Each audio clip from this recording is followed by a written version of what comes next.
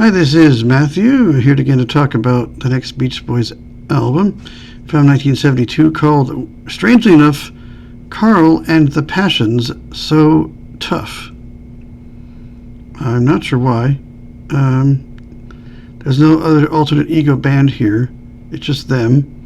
It is the next record for Brother Records / Reprise, I guess. But yeah, I don't know. Some people have said that's what Brian called the band to get him to join years ago. Carl said, no, it's not. I don't know. That's what they call it. Who knows? It's interesting. This album is interesting because it is such a 180 from anything that they've really done up to this point. Lots of rock things. Sounds more rock to me. Lots of strings going on. Other things happening. R&B stuff. Choirs, like black gospel choirs.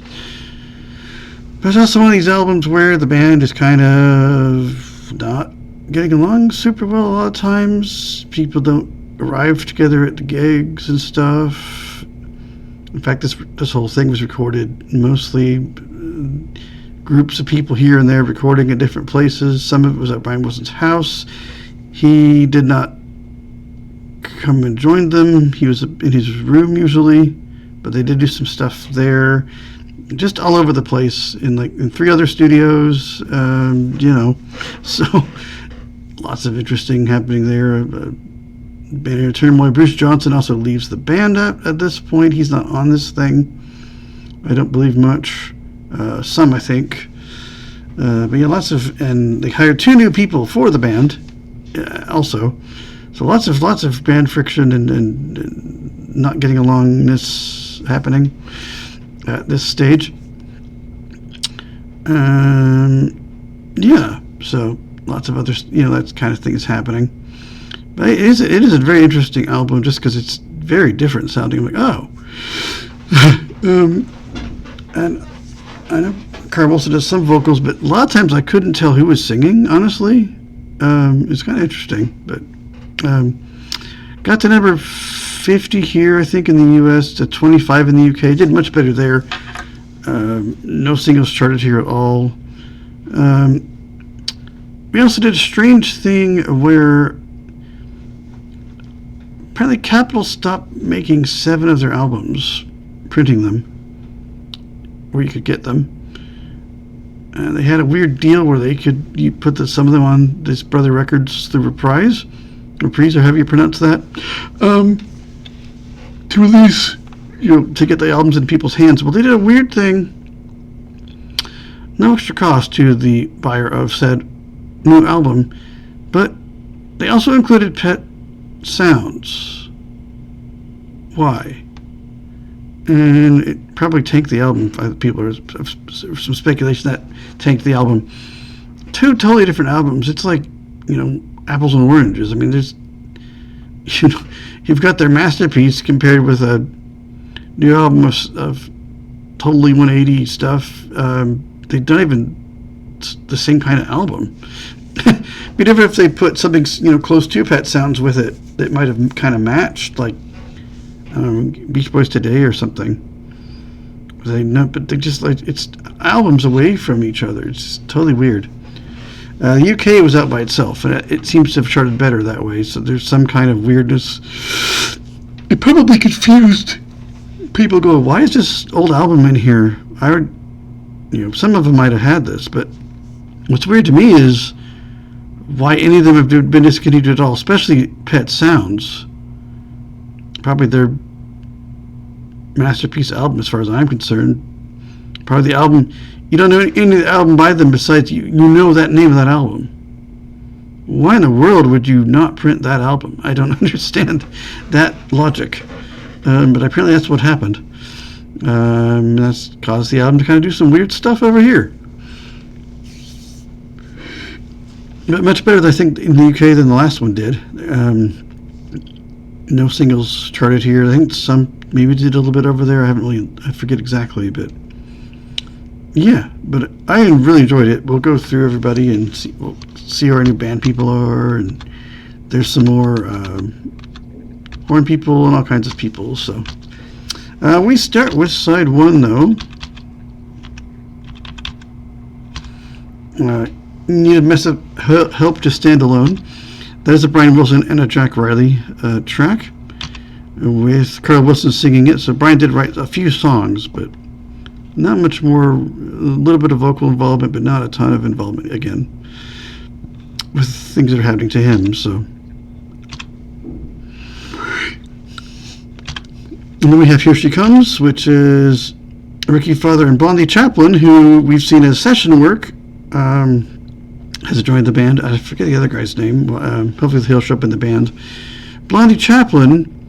There's a band from South Africa called The Flames, who I don't know anything about. Hopefully Apple Music has an essentials for them. I might have to look at that. But they, I don't know, toured with the Beach Boys, and I guess they had some going on with him because obviously he's been on some albums and some touring with them. So he joins up. Helps write this. I think Ricky Fatter is the other guy that joins them. I'll have to double check that when we get to our band members.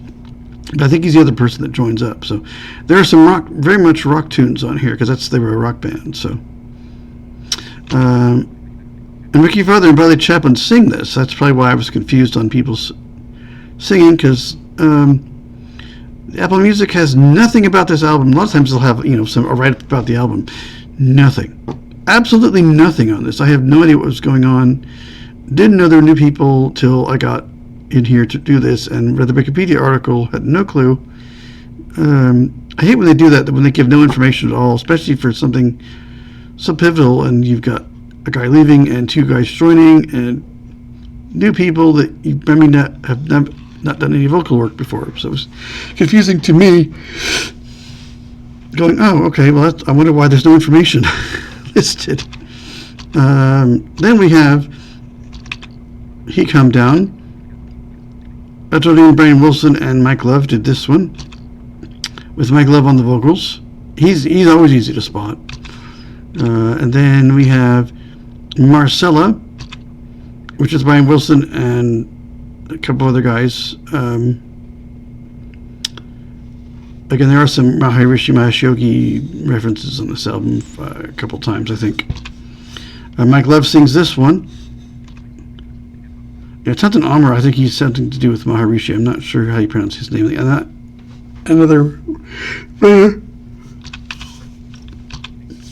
that is the end of side one. This album is only 8 tracks. I do not know why. It's the same length. There's only 8 tracks. Of course, there are, like many of the albums at this point, so many things weren't used and have been put on some other box sets and other albums and other compilations down the road, which will, I think this one was in something called Sail on Sailor. That song is not here. I know that song. I guess it must be coming up on a later album because I have not seen it come up yet. Nothing was mentioned about it here. But that's the name of the box set that you'll find some unused stuff on. But on to side 2, we have Hold On, Dear Brother, which those two new guys, Chaplin and Fatter Chaplin song. And Blondie Chaplin sings vocals here. So you get to hear him do his thing. And then Make It Good as a Dennis Wilson and Dale Dragon song. Lots of Dennis Wilson leaving and joining the band at this point, and just having issues with different things, hurting his hand at different points, not able to drum. Other people having to drum at places. Definitely some band friction and turbulence at this point. Dennis Wilson does sing on this one. And then All This Is That. That's an interesting, there's some neat harmonies there. It's a really interesting wordplay, or word choices. Al Jardine, Carl Wilson, and Mike Love do the writing here, with Al Jardine singing it. I'm not sure it's on the harmony vocals, but there's some interesting harmony rhythms and things on this one. It's kind of neat. Cuddle Up is one that I had already heard from somebody else. She's like, "Oh, have you ever heard this song?" I'm like, "No." And yeah, it's really cool. And I think, track 2 also has some nice strings. So does this one.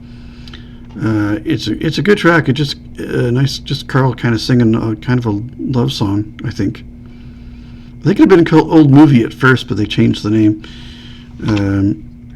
Brian Wilson and Daryl Dragon, I think, are the writers here, with Dennis Wilson, not Carl. It's Dennis Wilson singing. I'm sorry, it's not Carl. I was mistaken. It's Dennis on this one, and that is the album, the entire album. Our personnel, we've got Blondie Chaplin is on lead, harmony, and backing vocals, and bass. That's our new guy. And electric and acoustic guitars, and electric slide guitar, and hand claps, and finger snaps. So, quite a bit of different things that Blondie Chaplin is doing now as a band member.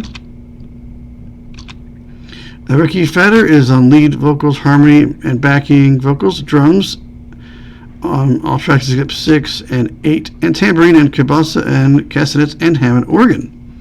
Well, that's a multi-instrumentalist, so that's fun. Good for him. That's amazing. Alternating lead and harmony and backing vocals and hand claps and finger snaps. And Bruce Johnston, for what he did, was backing vocals on track 4 only, so he was, I guess, out after that session. Mike Lovely and harmony and backing vocals and hand claps and finger snaps, and that is all he shows up for. Brian Wilson backing vocals and response vocals, tack pianos and Hammond organ. I'm not sure what that tack piano thing was, or what that's supposed to be saying, but I don't feel like trying to go through all the character by character to see what that exactly is.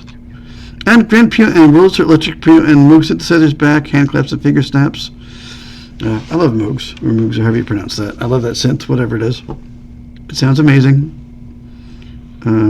I guess they're hard to find now, which is sad. I'd love to see one. Just because in so many things, but I guess they just aren't made, and they're hard to find, and probably a pain in the butt to maintain. And vibraphone. So what Brian was doing, he was busy doing some things, not a lot, I guess, but I guess they'd wanted to revive Smile, and they never got Smile out. That was supposed to go with This Girl and the Passions, but trying to revive Smile kind of got Brian out of his thing. Okay, let me try to help. Maybe we can get something. Didn't happen, of course, but it's never come out in a full form, which is a shame, because I wish somebody could kind of compile something together and just get the thing out there in some form, just because it's such a thing they always talked about and never finished up. Carl Wilson on lead and harmony, backing vocals, and response vocals. Electric guitar and acoustic and bass guitar, and Wurlitzer electric piano. That Rocks Are Short thing again, upright piano and hand claps and finger snaps. Harpsichord, Rocks Are Short. I don't know what the heck that is, but I don't know what that sounds like to know what I'm hearing. Dennis Wilson on lead, backing, and grand piano and Hammond organ. And the Moog synthesizer.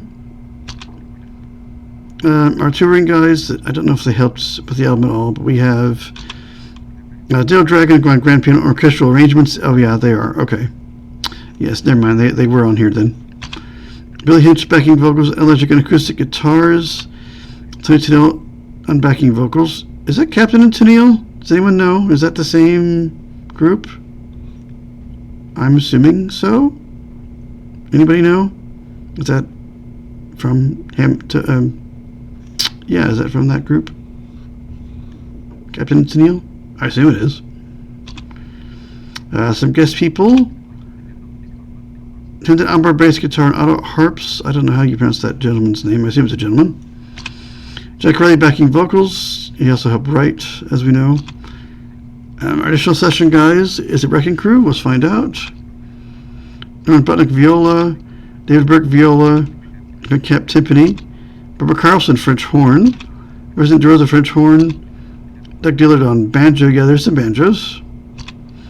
Brian Douglas violin. Yeah, a few people I've seen before, I think. Also Bori violin. David Duke French horn. Chuck Findley, I assume that's Findley on trumpet, and a trumpet, yeah. Irving Geller, violin. Ethan Gershwin, cello. The choice of screen readers, I'm sorry. Jim Heckart, double bass. Dick Hyde, bass trombone. I still want to see what that looks like. I've never seen a bass trombone. I played trombone. I don't recall what a bass trombone looks like. I don't know if anybody had one. I don't know if they did. I don't recall. George Hyde, French horn. Johan Johansson, cello. John Kelly, cello. Richard F. Kelly Sr., that Arco double bass thing again. Stevens Lefevre, bass guitar. Les Gordon on violin. Linda Orlowski, violin. Gordon Merritt, electric violin with a ring modulator. Ooh, that's fun. Any Doctor Who fans, the ring modulator is what made the Daleks have that weird voice. I think they used it in some other stuff, but that's what that is. That's neat that they included a ring modulator, that someone knew what in the world that was. Cool. Doctor Who was well in swing. I think they used that in other BBC stuff that was sci-fi with radiophonic. But there's a ring modulated violin, electric violin on here. I think on track 1 maybe. I'll have to go back and try to hear that. I didn't catch that. That's a weird sounding track anyway. I think it's the one I'm thinking of. Maybe not. I don't recall a violin sounding odd on that one, but it must be there. Tony Martin Jr. pedal steel guitars. Cool. Had a severe thunderstorm watch come through my weather app here. Freaked me out. Sorry about that. Luke McCleary on trombone. Holly Mitchell trumpet. Joseph Realik viola. Red Rose pedal steel guitar. Yeah, lots of steel guitar on this one. Jay Rosen violin. Nathan Ross violin. Mike Rubin the Argo double bass thing again. Another person with that bass. Sheldon Sanoff violin. Victor Sazo on cello. Jimmy Schwartz viola. Leonard Selk on violin. Byron's what? Oh, that's Spyro Stamos guy on violin, or whoever that is. Dorothy Wade violin. Sherry Zippert maybe violin. It says Shari, but I assume it's Sherry. Alex Zappa upright piano.